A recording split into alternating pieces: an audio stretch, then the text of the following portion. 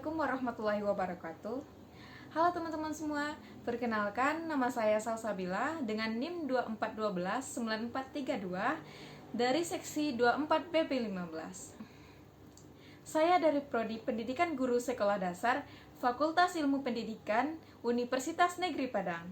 Baiklah, di sini saya akan membahas larutan elektrolit dan non-elektrolit. Nah, sebelum kita bahas, apa sih larutan elektrolit dan larutan non-elektrolit itu? Simak video ini sampai habis ya. Jadi yang pertama adalah larutan elektrolit. Larutan elektrolit adalah larutan yang dapat menghantarkan arus listrik. Larutan ini terbagi dua. Yang pertama yaitu larutan elektrolit kuat dan yang kedua yaitu larutan elektrolit lemah. Nah, jadi perbedaan larutan elektrolit kuat dan larutan elektrolit lemah adalah yang pertama tadi adalah larutan elektrolit kuat. Larutan ini merupakan semua molekulnya terurai menjadi ion-ion atau terionisasi sempurna. Maka sebaliknya, larutan elektrolit lemah merupakan larutan yang tidak semua molekulnya terurai menjadi ion-ion atau ionisasi tidak sempurna, sehingga sedikit ion-ion yang dapat menghantarkan arus listrik. Nah, selanjutnya yaitu ciri-ciri larutan elektrolit kuat dan larutan elektrolit lemah. Ciri dari larutan elektrolit kuat yang pertama yaitu lampu nyala terang, menghasilkan banyak ion, molekul netral sedikit atau tidak ada sama sekali, penghantar listrik yang baik, dan menghasilkan gelembung gas yang banyak. Selanjutnya yaitu ciri-ciri larutan elektrolit lemah. Yang pertama, nyala lampu redup, menghasilkan sedikit ion, molekul netral yang banyak, terionisasi sedikit, mempunyai daya hantar listrik yang kurang baik atau lemah, dan menghasilkan gelembung gas sedikit. Nah, jadi itulah larutan elektrolit.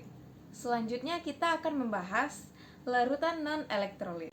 Jadi, larutan non-elektrolit adalah larutan yang tidak dapat menghantarkan arus listrik.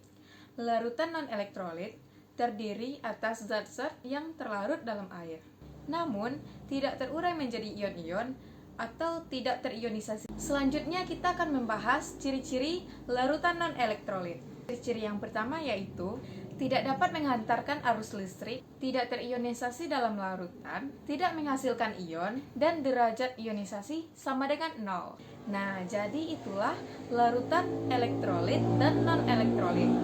Selanjutnya kita akan membahas asam, basa, dan garam. Teman-teman udah tahu belum apa sih asam, basa, dan garam dalam larutan elektrolit dan non-elektrolit? Nah, yuk kita bahas sama-sama.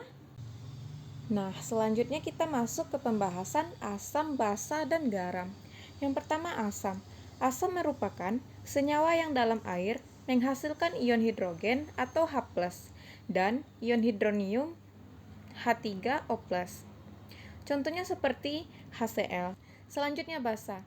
Basa merupakan senyawa yang dalam air menghasilkan ion hidroksida atau OH- dan menerima ion hidrogen atau H+. Contohnya seperti KOH.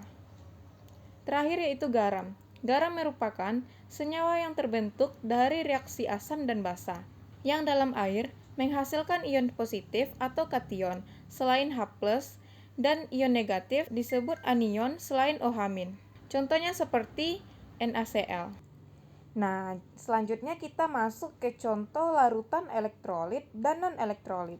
Yang pertama yaitu contoh dari larutan elektrolit lemah.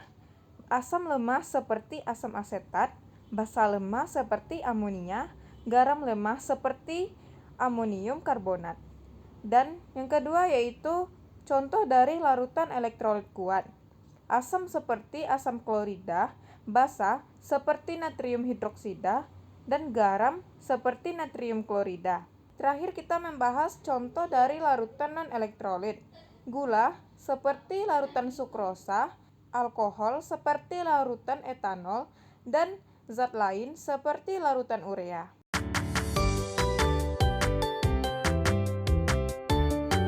Nah, larutan garam merupakan larutan elektrolit karena lampunya menyala dan menghasilkan gelembung.